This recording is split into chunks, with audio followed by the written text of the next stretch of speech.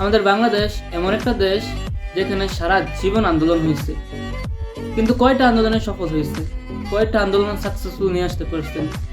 আমাদের সমাজের কিছু সুশীল মানুষ আছে যারা বলে যে ছাত্ররা কিছু করতে পারবে না, ছাত্ররা কি করবে, ছাত্ররা দিনভর অনলাইন থাকে, ছাত্ররা দিনভর ফেসবুক ইউজ করে, টিকটক ইউজ করে, ভিডিও ক্রিয়েট করে।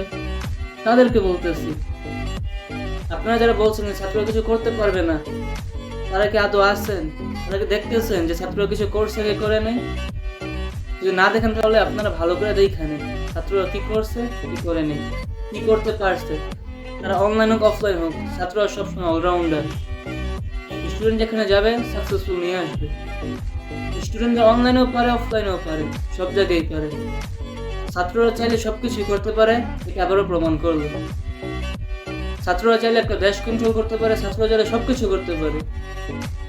ছাত্ররা যতই বিজি থাকুক, অনলাইনে থাকুক, অফলাইনে থাকুক, সেটা আপনাদের এত মাথা ব্যথা করা লাগবে না, আপনাদের তো টেনশন করতে হইবে না। আমরা ছাত্ররা চাইলে সবকিছু করতে পারি, করে তো দেখাইলাম। দেখছেন না আপনারা? দেখতে থাকেন, ইনশাল্লাহ আর অনেক কিছু বাকি আছে। আস্তে আস্তে সব হবে, ছাত্ররা সব করবে। ছাত্ররা ট্রাফিকের কাজ করলো, ছাত্ররা আন্দোলন করলো, ছাত্ররা সব কিছু করলো। আর অনেক কিছু বাকি আছে, ইনশাল্লাহ সব হবে, আপনারা অপেক্ষা করেন।